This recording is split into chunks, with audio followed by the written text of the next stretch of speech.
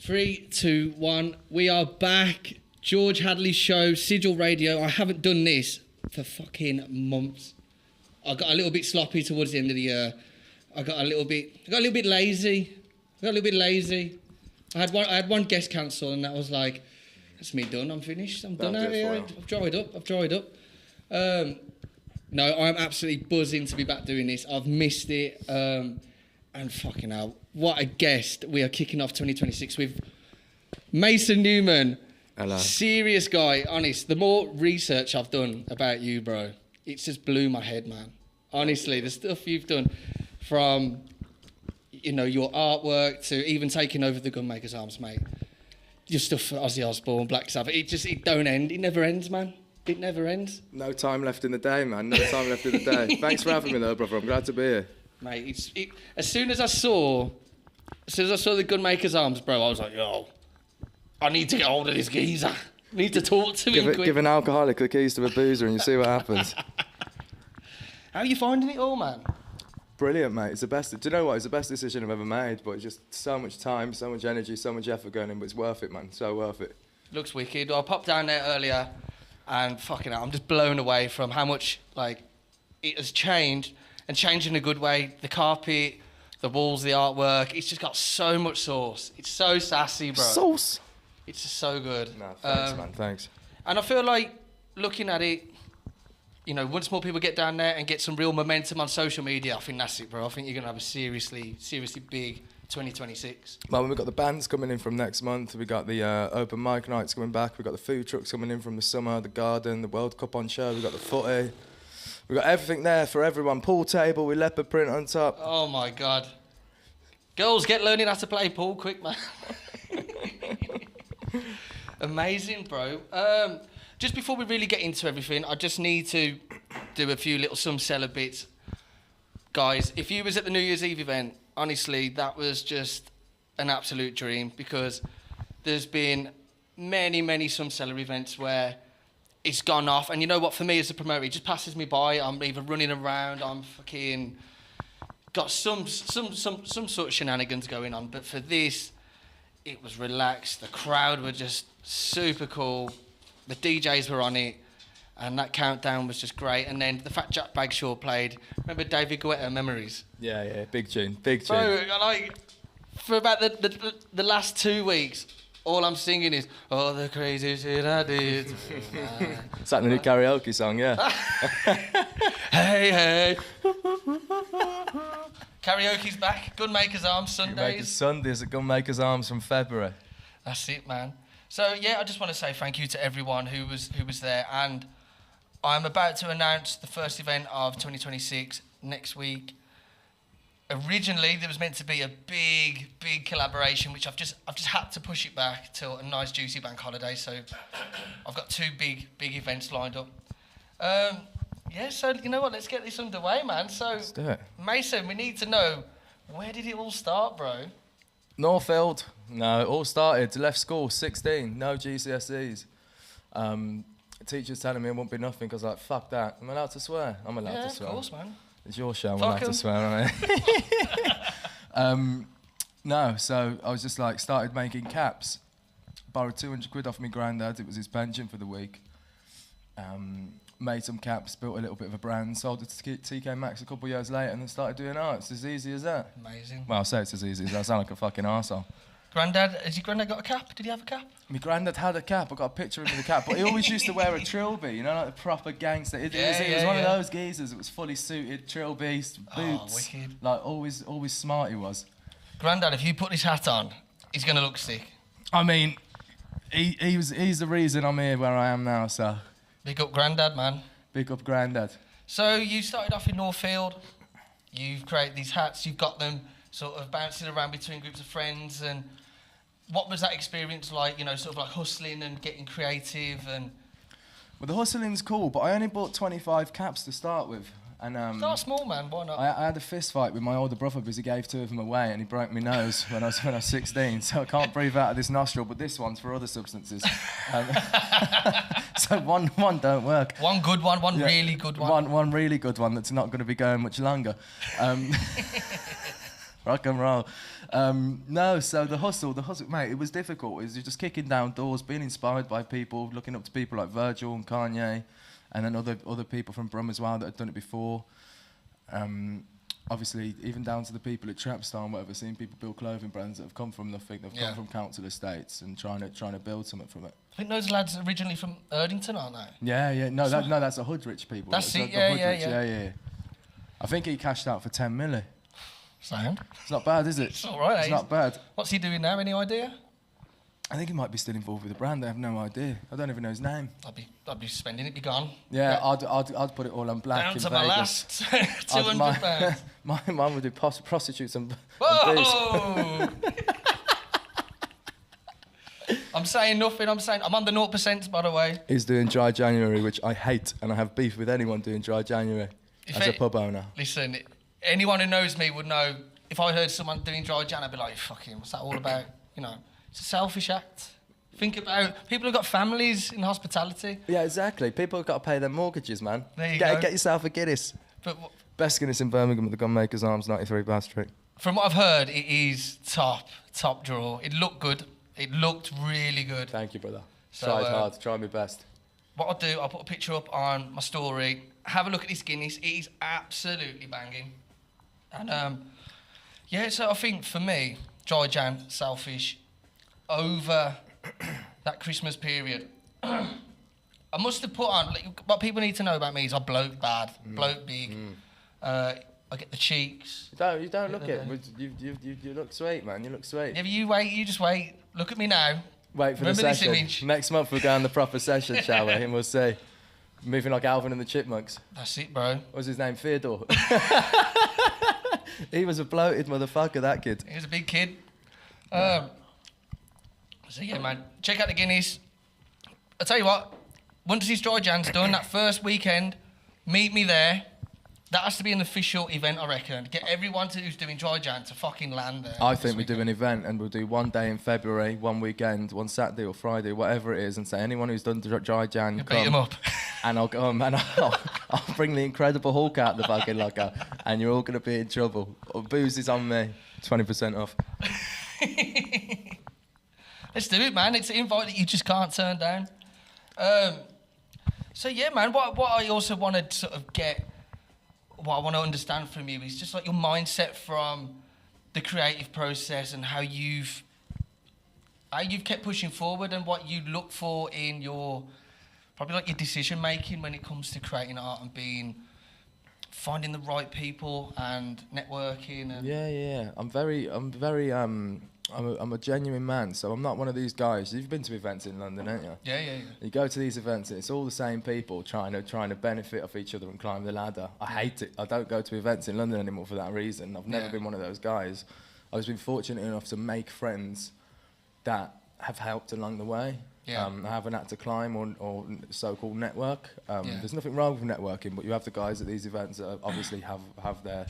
It's their mission, isn't it? It's their mission to try and, become something off of someone else. But thankfully, I've never been that guy. But it's just down to the hustle. It's about believing in yourself. Like I say, my biggest inspiration growing up was Kanye. And So that tells you everything. I'd say a little bit similar to myself. What I noticed when I'd go out to London and we do the festivals or whatever, I'd never talk about the event or the brand or what I'm doing. I was just solely just trying to just have a laugh and get on with people and see what it's all about. And then you find out after, you go, oh, fucking hell, that person does that. Yeah. That's like me. It's like when people are like, what do you do? Hate it. Yeah. I just say I'm a labourer. I'm a labourer and I'm in your kitchen in London. I'm a labourer. I'm here at 7 a.m. drinking your booze at the afters because I don't know when to call it a day, but I'm a labourer. That's like me now, bro. It still happens, man. Not in January, it's not. Listen, this time last year I was... Every time you drink, it makes me take a drink. This is really, really peer pressure. I'm going to say something about this drink. What was it called? It was a Brummy... Brummy Stout from Birmingham Brewing Co. Shout out Birmingham Brewing Co. Shout out them. Called? Shout out them. I was about to let rip a little bit. I'm not feeling that. Yeah, because it's 0.5%. You've got no booze in it. You may as well drink a glass of piss. I don't know if you're into that, but you may as well. It's fucking torture, this is. It ain't good. It's not a good time. Just get you a proper pint. Something I noticed on here the other day when I was doing my research. You've done work with Pete and Baz. Pete and Baz. No, that was a misconception. My friend Connor used to manage Pete and Baz. Same manager, used to work with Pete and Baz's management team, and I would help out where I could help out when I was broken and nobody. So that was just a Birmingham male misconception from. Well, seeing you know what? He made it. Yeah, I mean. I'll use it. Joe and Byrne, if you're watching this, I'm sorry. I'll use it, all right? I'll just use it. I've got a funny story about them too. So I booked them ages ago. This is like when they weren't as big, but they were on the way. They used to do, is it the Mill down in Digbeth? Yeah. That's where, yeah. I got them before the Mill gigs. Yeah. So I got it for a lot cheaper. Yeah. And we used to get all of our riders from Aldi. Mm. And like, whatever the Spice Rum one was, it was like Captain Cook. Yeah, something like that. I swear to God, I must have only drank about that much. Hardly remember a thing. Really? Anyway, Worse than Uncle Ray's? Fuck knows, man. But we got the lads in the green room upstairs, Pete and Baz. And apparently, I was shadow boxing Pete. Mm. Pete's a smaller one. Yeah. He's got all rings on, isn't he? Yeah, he's a proper gangster. So I'm doing all this to him. And he's just gone, whack. Hit me straight on my lip. Popped my lip at my event. Gone downstairs, and one of my pals has gone, what the fuck's happened to your face? Who's done that? No. Who's done that? So we can fucking sort them out. No. I went, lads, I'd just leave it if I was you. Like, well, what's happened? Who is it? It's fucking Pete from Pete and Baz. No. Fucking hell. So all the pictures at the event, I'm there like skanking with a fat lip with the blood hanging That's out. the best way. Oh shit, no, I did work with Pete and Baz. I was one of the creative directors of the Christmas music video. No I way. forgot that. Yeah. At my mate's house, and I was cooking the Christmas dinner and then was directing it for the day. Totally forgot that existed. And I'm in it as well, opening a present as a fat motherfucker. You know. Played one of the grandkids in it as well as directing it. Yeah, I totally forgot about that. No you see way. it in the credits and that. Forgot that existed. Class, man. I had to bring it up. I have to bring it up. No, Pete and Baz are legends, man. Shout out Pete and Baz, especially Baz. He's a lunatic. He is. He's a lunatic. Isn't it there? It's the two grandsons. No, I'm so... that was... I know exactly what it is, but I can't say. Yeah. I was just thinking out loud then. It's Pete and Baz. They're genuine rappers. Well, let's get back to the interview. So, you've started selling your hats. What was like the next thing for you? What was the next door that opened up? So, about 2018, I got a DM on Instagram from someone who used to run Selfridges and Harvey Nicks, like a proper suit, who's become a good friend of mine, asking me to go to London and show him some of my samples. I didn't have any samples because I was dropshipping t-shirts, Gildans. Yeah, the Gildans. Can't beat the Gildans. Big up the Gildan, man. So, went down, got them printed, and then I went to... This guy used to run Selfridges, bear that in mind. I've gone down with these Gildan t-shirts that were printed in Northfield, right, the t-shirt printers. I said, yeah, I got them made in Milan. With the biggest balls. First ever time I went to London, just off of Oxford Street, and I can't remember the name of the street. No, but it was a really nice office just off of Oxford Street, right, by Nike Town. Go in, biggest bollocks ever, and say, I've got them printed in Milan. And I think it was that audacity of me just being that guy that was hustling. He liked, and then he invested in the brand. Gildan is an Italian brand. It's Gildan, an Italian... Gianni Versace, Gildan, Balenciaga, Louis Vuitton, all the same, really. Amazing. So Selfridges were interested. You got the ball rolling with that. Got the ball rolling with that, and then they kind of fucked me over, which meant I made no money for 6 months. Go on the dole. I was about 18 at the time. Go on the dole for about 2 months. And then start another brand, which was Mason Newman Studios, and then within 6 months I'd made about 100 grand. Amazing. I was still on the dole. Still am today. No. No.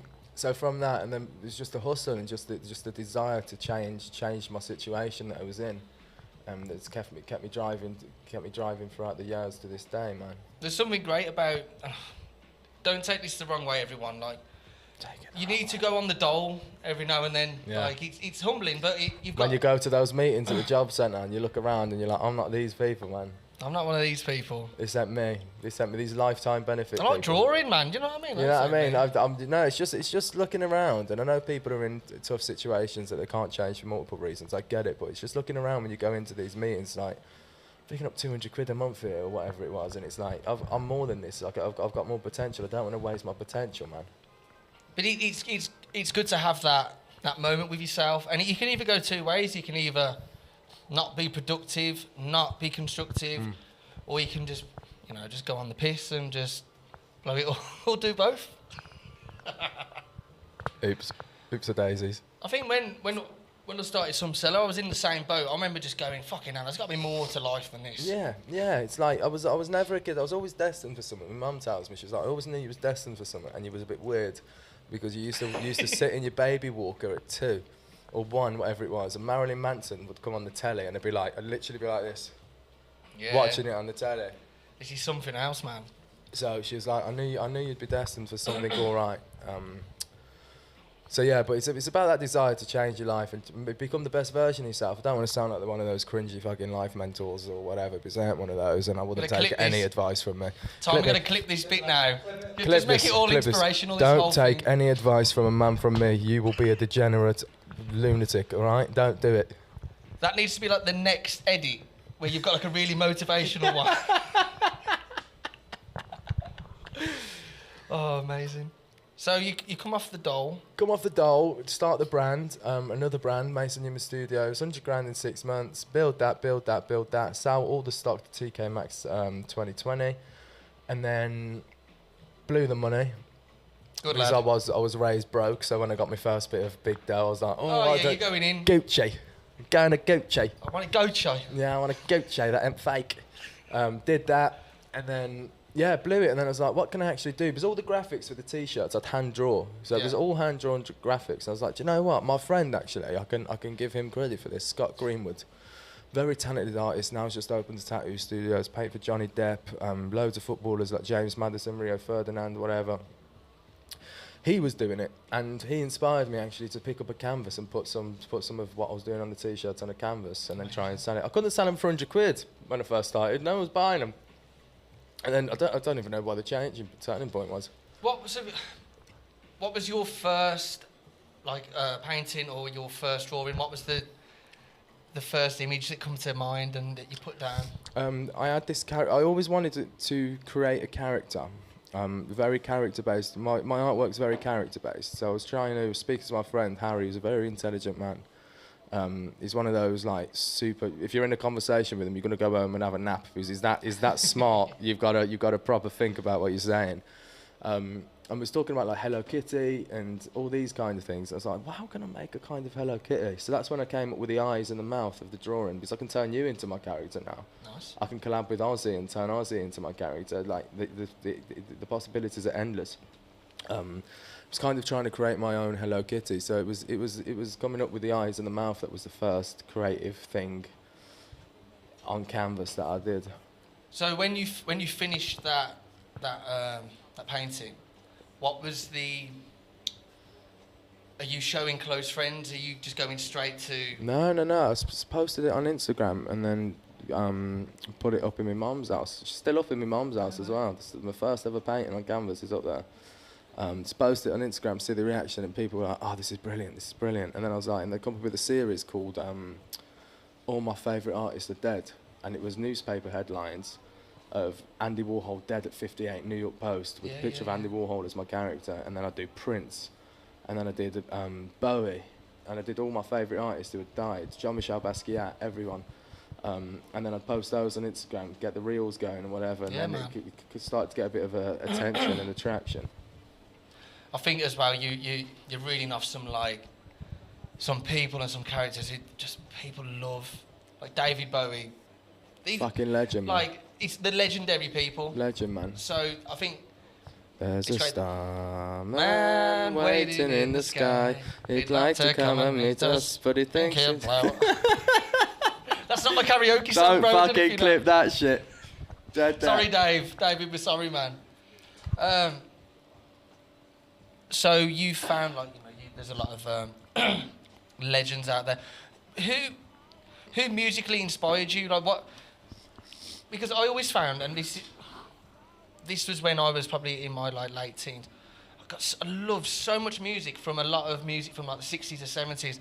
Trying to find people who are into the same shit was quite difficult then. Yeah. Like growing up in school, like being a teenager in school, everyone's like, I'm 26, so this whole 2016 that's going on. I was 16 in 2016, so everyone's like with Drake, Riri, and then you had like Fetty Wap, hey, what's up, fellow? Sing your pretty ass soon as you came in the door. All that kind of shit. And then I was like, I'll go home and listen to Lenny Kravitz. But in school, I was like, do you know what? I'm just going to fit and listen. I'll rate it all. My taste in music is very broad. But like, I'd go home and listen to things that no one else was listening to in school. You know, I used to think it was like a curse for me when I was a kid. I go, what the fuck do I like all this stuff, mate? Can't I just like what everyone else likes? And I didn't. I couldn't listen. I remember being a kid, right, and I used to have a CD Walkman. Went to France. I was in year 8. I've got one CD in my little CD Walkman. I used to listen to the Libertines a lot. Yeah. And the girl I was sitting next to... Legend. Pete Doherty, Yeah, whatever his name is. Legend of a man. Legend. I met Carl Barat in Margate. Oh, last brilliant. Year. Wicked. What was he like? Class. Yeah. Class. He kind of said that, he goes, oh, like, you're from Birmingham, yeah. He goes, I thought we fucking don't get none of you down here. And like, you don't. No, you don't. Not down there. Because we all go to Western Super Meggies. Oh, it's fucking rough. Yeah. And all my London mates, you know, we'd have Western Supermo, or maybe a bit of Blackpool. Yeah. All my Western mates was Brighton or Margate. Love Brighton and Margate. Yeah. It's a bit of me, man. Brighton's cool. But I remember sitting next to a girl on the coach on the way. She's like, oh, what are you listening to? Can I have a listen? And she's listening to, like, Can't Stand Me Now. And she's just like, what the fuck?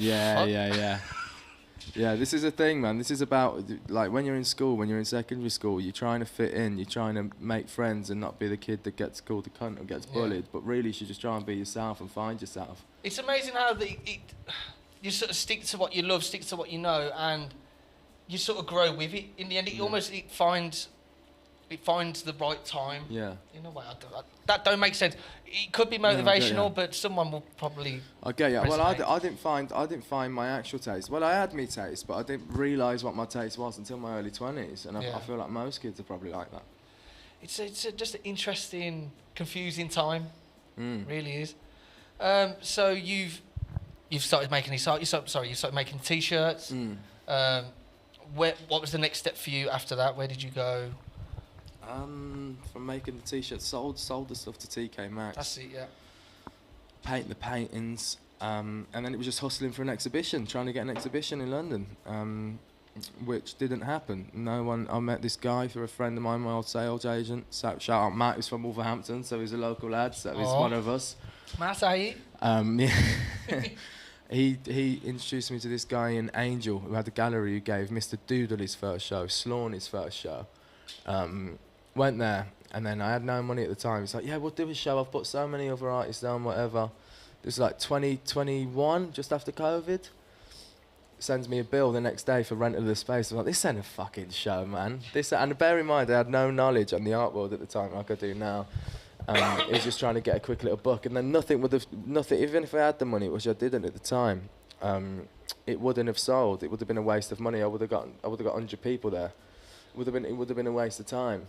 Do you think there's something about you not knowing sort of like the industry and what you're about to step into, which people enjoy and people love that, people crave that? Because I think sometimes if you almost know too much about your surroundings or what you're doing, I'm not saying that you care too much, but you can overthink. And your interactions could be a little bit messed up and a bit chaotic. I think if you don't know what you're getting yourself into, you're the most authentic version of yourself in a way. I was lucky because I had the fashion background, so I had my little London crowd already from fashion. And then when I started painting, it was like, oh, Mason's doing art now. Shit. Fucking shit. So I was lucky. I had that little step already from the fashion world, which they both kind of collide. Yeah. But this guy and galleries as any artist, honestly, keep everything in-house. If you think a gallery is going to help you, then not. Galleries are out to make money from you. As an artist, as an upcoming artist, whatever you are, be vigilant, because they're out. They're sharks. Anyone that's called a dealer or an agent are out to make money off you. Yeah. There's something very interesting, I'd say, with with music as well. Yeah. Anything like that. I think, I've been fortunate to work in venues, and we can get caught up in certain DJ sets or nights and what's going on. The fundamental is that these venues and these places and agents, everyone's there to make money. What's that Kanye? Look, everybody know I hate agents. I'm too vocal, I'm too flagrant. Something smelling like shit, that's a new fragrance. That's from Life of Pablo. He says he fucking hates agents because they're all out to extort the creatives. Yeah. They're out to make money. They pay their mortgage off of creatives and extorting creatives. It's just not right, man. That's how a lot of artists burn out as well. Yeah. I mean, I've worked with galleries that had me doing 50 paintings a week. Good money, made a lot of money, made me a decent, which has been why I've been able to buy a pub. But it takes away your creativity for a little while. You burn out. Yeah. How do you keep going through that? What's keeping you going? Is it Guinness? Hello, sexy señorita. Booze. Yeah. Booze. Can't stop. The creative juices, man. All we say. Creative juices. No, everyone knows when you've had a little tickle of a drink, you feel a lot better about yourself. Yeah. Would you? I've got a Guinness pump in the studio. Oh, that's naughty. That is. Yeah, I know. That's terrible, naughty, isn't it? Breakfast, lunch, dinner, and tea. I bet you talk to it now. I talk to it. I kiss it. I cuddle it. Do all sorts with my Guinness tap. So where did this this work with like Madonna come from? How did that come around? And So the Madonna thing that's was fucking when... sick. Sorry, bro. Come on, Madonna. Yeah, man, it's cool. amazing. No, I never met her. I don't even know if she knows who I am. Probably don't know who I am, but it was our brand, Material Girl. Singing that today, thinking about this. We're just living In a material world, and I am a material girl. I'm afraid that this has now become a karaoke, and you can watch the whole karaoke live on George's Sigil show. Radio. You know Sigil what? Radio. Tom, would you be up for doing like a karaoke special one, maybe like next Christmas? Oh, shout me in for that, please. Creep by Radiohead on there, though. Oh, it does take that takes you on a journey, man. And That's a venue when I can smoke a cigarette. There could be tears. There can be sad like a. I'm a widow. What the hell am I doing here? I don't belong here. I'm never going to do the next bit because I'm going to embarrass myself, and I don't want to do that because I've never embarrassed myself before and never do it every day. Listen, if karaoke is happening on that Sunday, bro, I'm there, man.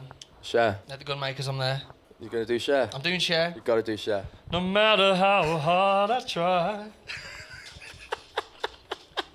you keep pushing me aside and I can't. Do you know what the best thing is? All I can hear in this is that. It's really fucking loud and it's perfect. It's perfect. I'm so sad that you're leaving. Listen, I tried hard then on that last note, but I am big on the share. You know what I'm looking into doing? Do you remember Anton Seb from X Factor? Yeah. I'm looking into booking him. Do it, to do Mysterious Girl just for my childhood. It could probably cost me a couple grand, but for the shits and gigs, it's hilarious. Hang on, Mysterious Girl, as in Peter Andre. Don't you remember them? Is it tonight? There's the two lads. Yeah, the two lads. They're taking bookings, man. I'm thinking of booking them. Just to do... Do it, man. Whoa. Mate, Come on, move your body. Mate, do it on there, man. Mate, the whole of Birmingham will turn up for Ant and Seb. They're legends, man. Are they actually? Can you actually book them? Yeah, you can book them. They're on TikTok. They released a Christmas song. Oh. I was having a poo-poo looking. Class. But no, the Madonna thing, a guy who we used to work with, who is an old business partner of mine, came involved with this Material Girl brand and said, would you want to be creative director? And I was like, don't know. I was like, how much you paying me? Is that how much you want? I went, this. He was like, yeah, cool, let's do it. So we only did one collection. Yeah. But no, it was cool, and best believe I listened to Material Girl. My most played song on Spotify for that year was Material Girl.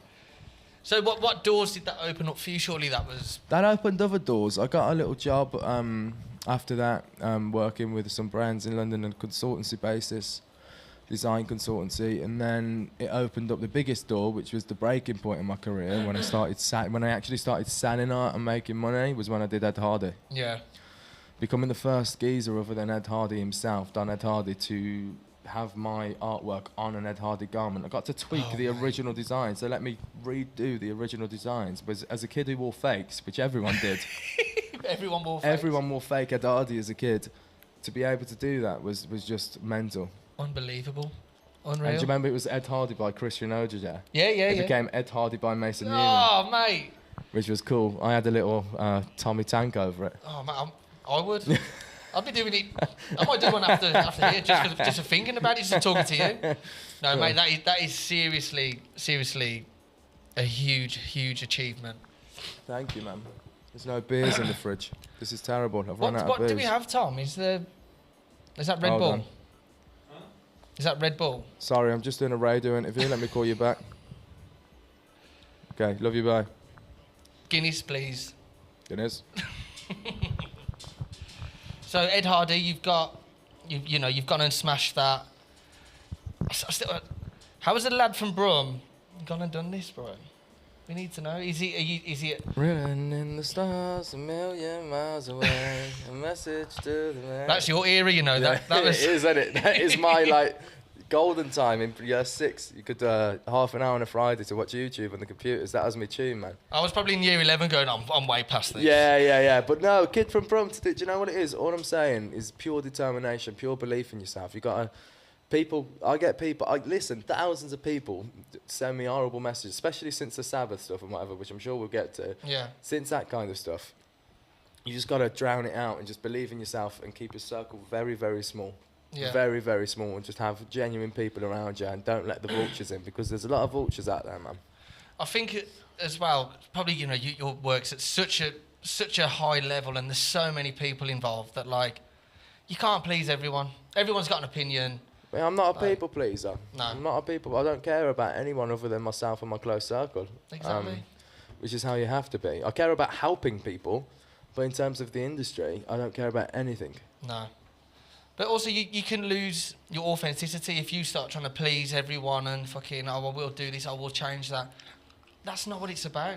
I'm very good at saying no, which is a very strong point of mine. I could have made a lot more money if I just said yes to everything. Yeah. I know it's not all about money. It's kind of all about money. But I could have made a lot more if I said yes to everything. But it's about my integrity and about keeping my authenticity. I think, if you used to say yes to these opportunities, you'd lose a part of yourself in that process. This is what they call selling your soul to the devil. Isn't actually selling your soul to the devil. It's doing shit like that and saying yes to everything and losing parts of yourself and your own soul. It's not. Yeah. You're not actually selling your soul to the devil. It's that. There's always that famous quote or that famous time for Dave Chappelle. And he turned down all that money to take on this massive contract. Yeah, and they all thought, he's mad. He's lost the plot. But then he come back and just said, listen, look at all the people who accept that offer. Yeah. Where do they end up? All in the loony bin. Look at him They'll now. end up not in a good Exactly. way. Look at Britney Spears and all these like there. They've lost the plot because they've taken these deals and they've done this and worked themselves to a point and burnt themselves out and been controlled. The creative industries are all about control. You don't want to be controlled. Do you think there's a worry that everybody wants everything now? Yeah, but I'm also guilty Yeah. on that front. I'm very impatient, but I also am smart enough to understand that nothing comes today. Yeah. Everything comes tomorrow. Yeah. That's a clip, that. Fucking hell. That's going to be one of the inspirational clips. Do you know, when I die, that's going to be on the Mason Newman quotes on Google. It's about being patient as well, but it's also being strategic enough and keeping your business integrity, because most of art and most of the creative industry is about business. Yeah. It's 90% business, 10% creativity. Is that something that you've got better with, or were you just really good at from the start, would you say? I've always been good at business because I don't take shit. And like I say, I'm good at saying no. And as a kid, my interest wasn't actually in the arts. My interest was business. Yeah. I always wanted to go to business school, but couldn't afford it. So then naturally, I was always a creative kid, and I knew I had creative talent. My dad was a singer, my brothers were singers and rappers, and everyone had musical talent, but I have no musical talent, as you've previously seen. Sadly, otherwise I'd be on the stage with my top off and in really tight leather pants singing rock and roll songs. I think let's say this time next year, We'll be millionaires. we're millionaires. I think the karaoke's going to become a bit of a serious foot in the door to bigger things. Listen, karaoke is going to change my life. Once we start filming the karaoke sets, that's it. It's game over. Well, it's not game over. It's the start of something. It's game over for my career. It's done. Nice to know you all. I'm going. How did the work? Did you have to deliver some work to Billie Eilish? Yeah. That's insane. Billie, I flew to LA 2023. What was it? No, was it last year? 2020. Fuck knows. 23 or 24. Oh, 23. It's got to be 23 because I was fat. I think I was skinny. No, April 24. No, 2024. That was it. 2024. April of 2024. Delivered Billie Eilish and her manager a couple of pieces. I took them off the canvas, rolled them up, put them in my hand luggage, got them on the plane, go to LAX with my best pal Connor. And because I was bold, we rented a Mustang, a convertible Mustang, and me being an absolute, I was going to say that, can't say that, I've got an idiot. I, with the roof down, was going down the 405 with the roof down, bald head, sun blazing. Pinging off it, yeah. I had sunstroke for the whole of my LA trip. I couldn't stop throwing up. I was dying. And then I went to the shop, I went to 7-Eleven and bought water.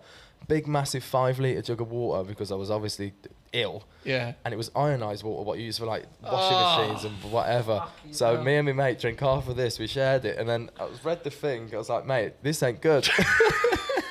This ain't good. So I was in this Airbnb in fucking Santa Monica and was seeing Billie Eilish tomorrow, and I was like, oh, this ain't good, man. This ain't good. I spent most of that trip on the toilet, honestly. Fucking hell, man. But how was you on the day you met her? Was you all right? Did you get through it, or was you? I got through it, and the manager was amazing. It was all good. Managed to get through it just about, but inside I was dying. I was dying, and then I had a 12-hour flight the next day. So. Oh my god! So how long was you there for? Just a few days? 4 days, and all 4 days I felt like death. Imagine the biggest come down of a hangover of all time. Imagine you've done heroin, speed, coke, crack, fucking every Guinness. drug under the sun, Guinness. Not that I've done any of these, but then the come down from that is how I felt. Jesus. It weren't nice, man. It weren't nice. It ruined my trip. Well, I guess it's a balancing act. You know, you're going to go and meet Billie. That's a huge thing. You've got to suffer somehow. Nothing good comes without darkness, does it? There you go. So, that was 2024. Yeah. So then, where do you find yourself? You get back. Get back, What's go next to the on the studio, agenda? paint my arse off. What happened after that? What happened after that? 2024. Yeah, we haven't. The rest of the year just focused on bringing things in-house and selling paintings, really. Working on the sales kind of thing, and getting some pieces out to collectors. Signed with an agency, the biggest art agency. I won't name them. That didn't work very well. They didn't make me a single penny in a year because they signed 40-something artists and focused on the artists that were friends with the CEO, and not the other artists. Because I said to my mum, I was just signed to this massive thing here, and each project's £500,000 per project. Don't work that way, sadly, because it's an ego-fueled project. The CEO had an ego-fueled project with her billionaire husband. Do you think it was just about them trying to just accumulate what you've got? Don't know why they signed me, if I'm honest. Don't know why they signed me. I was still able to do everything I was doing, but it was kind of made me a little bit more laid back in my output because I was expecting things from them. Yeah. Which obviously didn't happen. So yeah. Do you think that not having like high expectations, but just you'd rather just see where this goes? You're not going to build yourself up for anything. Do you know what I mean? No, I get you, but I did have high expectations for them because they've done some of the biggest art projects in the world. Yeah. Like contracts that are worth 10 million quid and whatever. So I was like, oh, I've made it. I'm gonna go. I was on Auto Trader looking at Lamborghinis because I'm that idiot. You've got to do it though. Yeah, I know, but no. At least yeah. I didn't get a Lamborghini, but got a Porsche. But that was from my own doing. I thought you were going to say like a Peugeot. No, I used to drive a blue Peugeot 207 2006 plate in 2020. Reliable? It got me back and forth to London a few times. Do you know what I've got a collection of just coursers. Oh, Vauxhall Corsas, man. Love a Corsa. I left my Vauxhall Corsa at Glastonbury the one year. No. It burnt out on the way down, and then obviously we were all on like a major come down. Yeah. Everybody wants to go home. I know deep down this car ain't getting us back. So we literally pull out of Glastonbury, gone, finished. Everyone's in the car going, "Fucking, you're having me on, ain't you? This is load of shit." I had to leave it there, bro. But you got the story, man. You got the story to tell. And my dad's a brickie, and Real man. He gets a bit stressed out with me sometimes. He went, "You're telling me it's fucking worth it then, was it? You're leaving your fucking car there, was it worth it, Glastonbury?" I went, "It was fucking good though." Yeah. It was fucking Bet you had it. What year was He this? was just chasing me around the He was house. headlining. You know who was headlining? Right, Paul McCartney was there. Oh, I know the one. And Kendrick Lamar. Yeah. Who else was there? Do you know what? In my sensible head, I was going, it'd be great to see one of the Beatles. What a fucking moment that would be. Paul McCartney said no to me, by the way. It was supposed to be a collaboration. He said no. Really? Yeah. Well, how do you feel about that? I mean, I'd be... I didn't see him at Glastonbury. I swerved him in the end. Never like the Beatles anyway. No, I'm joking. Oh. I love the Beatles. Your works could be very Yellow Submarine-ish. It could be Yellow Submarine. It's good to make Paul McCartney very modern and make the youth buy you, Paul. Make young people, Gen Z, buy your merchandise, Paul. All right, Paul? Tom, could you clip that? Put a bit of money on it and let's go to the moon, baby. Paul McCartney. So Mason, you think that's appropriate to you? Prefer George Harrison myself. I'm a huge Beatles fan. It's something that's come with age, I'd say. But when you're getting stuck in the sesh at Glastonbury, I can't be like in a dance tent and then come. You can't watch him sing Blackbird when you're off your tick, can you? Blackbird singing in the dance. Day of night, take these broken wings and learn to fly. Do you know what was funny? Life. I remember I went to this. It was in this tent. There's probably about 20 people in this tent. These two DJs were on, and I went, "Listen here, mate. You're up against the Beatles right now, and you're having it off." I was just off my head, and he's like, "Ugh." Yeah, it's true though. It's fucking Paul McCartney. It's the fucking Beatles, man. There you go, man. Beatles, like it was Kanye and there was a Rihanna video when they did 4 or 5 seconds, Paul, Kanye and Rihanna, and there was a behind the scenes video of Kanye styling them all in Ralph Lauren vintage denim. No way. And Rihanna's like, it's the fucking Beatles. Like even she was gassed, and that was like prime 2015 Leng Rihanna, who's still a beautiful woman, but 2015 Lovely woman. was my Great jam. woman. That was my introduction to women. Oh my god. I think once that Rude Boy tune came out, I think we all changed a bit. What was the one? Was it Bitch Better when she was on the throne, like being a stripper? Was it Bitch Better Have My Money? Yes. No, when she was on the throne, like whatever. All the Yeah, lads yeah, in yeah. school used to have the one person had a phone and was all like sat around the phone just dribbling. See, I'm going to show my age now. I think it started for me with Kylie Minogue. Kylie Minogue was my first crush. What was that one where she had the white scarf thing on? That was, Can't Get You Out of My Head. That was Can't Get You Out That of My was Head. my first woman crush. I'm going back to I'm Spinning Around. I'm an old man. I actually met, I was like, friends with her ex-fiance. No way. Yeah, I did some work with him. And I No just way. looked at him every time I met him. I was like, you fuck You Kylie jammy- Minogue. You jammy man. You dirty, dirty man. Just give me your hand. Shake my hand, please. Fucking hell.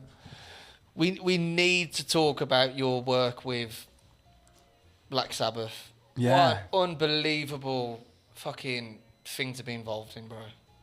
The whole... Mate, you was in Brom when it was happening, when the last show was happening back to the beginning. You saw everyone walking around, people from all over the world, man. It was... What that done for this city is incredible. Black Absolutely Sabbath are incredible. the best thing to come out of Birmingham ever, and rename the fucking airport. I said it on ITV News, I've said it on fucking BBC, I've said it everywhere. Rename the fucking airport. Yeah. Ozzy Osbourne International, man. Can you imagine that? Ozzy Osbourne International. He may have been a fucking lunatic, but he was Brummy through and through, and he's put this city on the map. Massively, and like the hot. I can't believe it. Like we spoke about where we lived. Like I live in King's Standing. It's a fucking stone throw away from Villa Park. Yeah. And to have all of that going on at that time is just, and it's on the doorstep. Even It's me, I unbelievable. showed you. I live in town. I showed you where I live earlier. It's like that. You can walk. I walked to the gig from my house. Did you go down the canal? Did you go that way? No, I went down past Newtown swimming baths and that pub. What's that pub? Barton called? Arms. The Barton Arms. Walk past the Barton Arms down that way. Beautiful pub. You ever been in there? I have been in there, and it's beautiful. My granddad used to tell me a story of the Crays used to go in there as well when they came to Birmingham. Yeah. There used to be the Elbow Room, which was opposite there, which was like the nightclub, so people would go to the pub, go to the Elbow Room. I did the Pete and Baz artwork from the Barton Arms. Oh, no way. Yeah. Sick, man, sick. But no, Black Sabbath, to get back to the interview for you, came around through Universal Music, a friend of mine.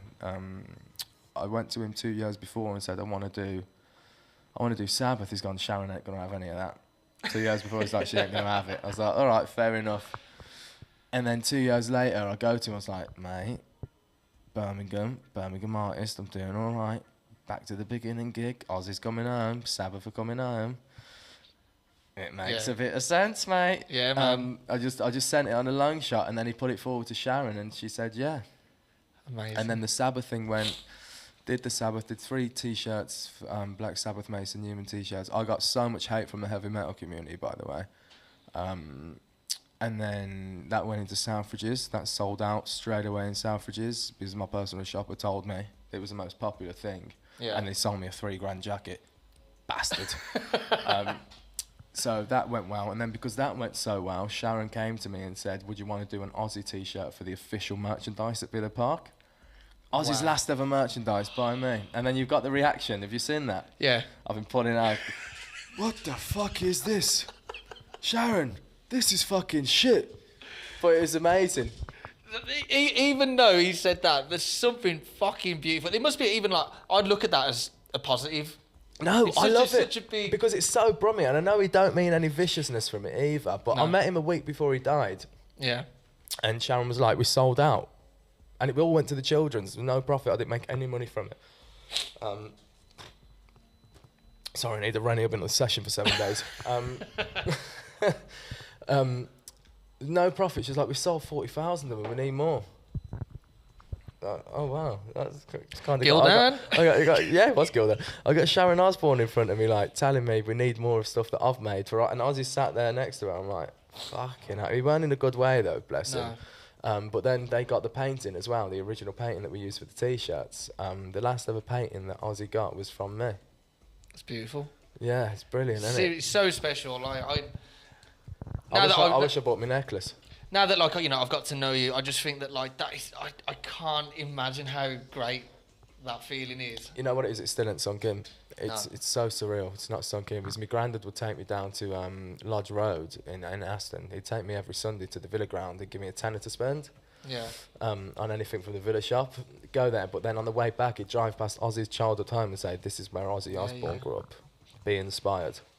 There's something so beautiful about him going to like Beverly Hills, going all across the world, and remaining so fucking brummy. He didn't lose his accent. I've lost my accent. I've been to London twice. Like this guy lived in LA for 40 years and toured the world. I had to go back and watch like the Osbournes. I watched them as the once they're back to the beginning gigs. Yeah. Really got back into it, and you know what?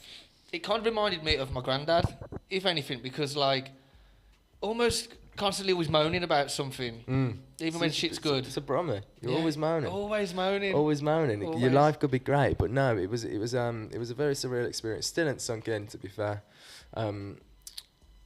Biggest honour of my life, and I don't think I'll ever beat it. And I got some cool shit coming up as well. Yeah. Are you able to talk about that, or are you gonna? I'll tell you off air.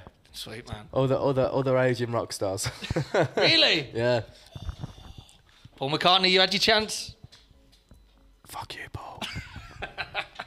Love you, though, mate.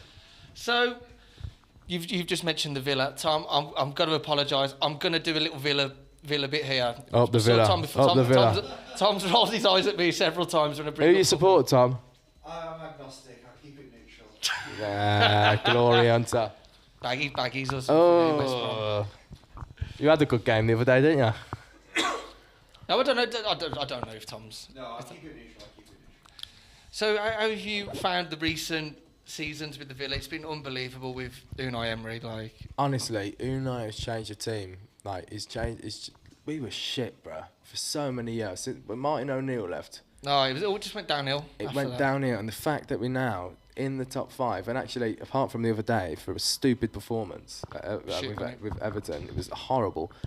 But consider title race, mate. But what was it? PSR just ruining the game. For teams like Villa to be able to compete at the top level and beat Arsenal or draw with Arsenal, whatever it was, can't remember, and be able to compete with teams like that, it's unbelievable. But we're playing beautiful football. I'm a big football fan. I'm going to the young boys game next week. Are you gonna go? Shout out to Hublot for the hospitality tickets. I've got something to tell you. I am doing the DJ fan zones. Oh, sets. yeah? Yeah. So Oh, I'll come and see you. there. Yeah. I'll be in the Trinity hospitality thing. Reckon you can get me in? I'll take blowjobs and wanks. Fuck, you got to do what you got to do, haven't you? check this out, right? So I did my first fan zone. Mate, I love you. I'm bursting for a piss. I'm gonna wee with I'm myself. bursting, man. Well, you did say I could give you a... That's a perfect time to cut it, isn't it? Well done, that'd be good. What do you want to do? Do you want to wrap it up? No, I don't want to wrap it up. I just need the wee. Is there a way, if you want to go and have a wee... Yeah, I can do you some can put a song shout-outs on. for Do some that. I'll Celtic go stuff. for a wee. Where's the bugs? Back I'm gonna go and downstairs. get my massive penis out and have a wee. Is it in the boozer? We need to talk about Manjaro. Manjaro, we'll do that when I get Yeah, back. yeah. Where is it in the boozer? Downstairs, I think it's about 3 levels. Alright, I'll find it. If not, To be fair, we've only got, what, 3 minutes? 3 minutes left. We did start quite late. I think we need to touch back on Some Seller. I always butcher talking about Some Seller at the start. I always feel like it's like a hot potato when you've got a guest and you're like, we need to get on with the show. But do you know what? How can I put last year? Last year, at the very start, was quite... I wasn't necessarily in the best place mentally with the events. I was like sort of ready for another campaign, and I it's not that I felt exhausted, but like I was probably a bit. There's a lot of pressure that comes with promoting, and there'll be a lot of people who have been in very similar positions, and I was thinking, am I ready to put myself through this again? And you know what? That first event with local boys, it was such a game changer for Some Seller, and it was so good. It was so good, and it really gave me some momentum to keep pushing it and to keep to sort of keep the vision alive, because how can I put it? I looked back on the year previous, and I was probably in a very difficult mental state with just what I was doing in terms of even events, personal life, work life. It just, you're like, what the fuck? I need to sort of check out a little bit. And there's been many times where I probably should have checked out before that, and I just keep pushing events. But you know what? I'm glad I've done that, because it's really helped elevate the brand, elevate what Some Seller, was always about. It's like it's bigger than me sometimes. Well, it is. And there's nothing I love more than getting DJs down, especially new DJs, and everyone having a good time and having a good party. And I feel like the last few events that we've done, they just feel like it feels more like an old school party in a way. Like, the vibes are just so good, and don't have any issues, and like the people who I'm linking up with, who are creatives in the city, are just super sound. There's no mad egos, there's no bitchiness. Everyone's just coming, doing their sick thing, and then we all wait till the next one, or someone's got another event the weekend after. Like, it's just great, and I feel that there's a lot of events. And there's a lot of really good creative people at the moment who are doing really, really good stuff. Tom and Poppy are absolutely smashing it. Like, what they've done for the city and the community is just unbelievable. So, more of that this year, I think. That would be good. Mate, I'm absolutely bursting for a slash, But I can hold it. I will hold it. I couldn't hold that, mate. Would have been everywhere. Did you sit down or did you? I'm a sit down weir. Yeah. I'm a sit downer. Yeah. Another good creative process. I'm still out of breath from the stairs. My God, next time get a ground floor studio, please. Tom, could you? I think before you know, if you're going to leave here, there's got to be like a POV walk up these steps. People don't know. The viewers don't actually know what these steps are all about. That's true. It's a tower. We've lost people on these steps. We need to. You almost lost me on the way up. I was accepting the fact you'd gone. That was it. I'd never see you really? again. That'd be proper rock and roll, that, wouldn't it? But I'm not an arsehole, sadly. I wish I was. That would have been funny. Mama, I'm coming home. Who the fuck's calling me now? Hold on. He's not replying to him. 2 minutes. We've got to talk about Manjaro. Let's do it, because I've got to go on the session. Okay. Manjaro changed my life. Yeah. Manjaro was Ozempic, same thing really. Went on it, lost 13 stone, went from a fatty to a skinny. Went from mangina to... Big cock. No, I'm joking. If you looked at the Lad Bible or the Uni Lad or the Sun, I rage baited the press saying I grew 3 inches on my penis, which is just not true. I just lost the fat. Do you know what? I was thinking you must have shares or stocks in Manjaro because you'd make a fucking fortune. The best thing now. was, in the articles, it was like, we've contacted the manufacturer of Manjaro for comment. Just for me. I was in Morocco for my birthday. It was off my tit at 3 bar. And I've done the interview with the Sun on the phone. And I was like, yeah, I gained 3 inches. But it's got bigger, but it's only because the fat patch has gone. Yeah. Like the pube patch thing. It's not grew. It's the same thing. Unless I was on steroids, that's when it grows. Yeah. And on that note, thank you everyone for tuning in. Mason, absolute legend. This geezer's work is exceptional. What a guy. Thank you everyone. Big up, man. See you soon.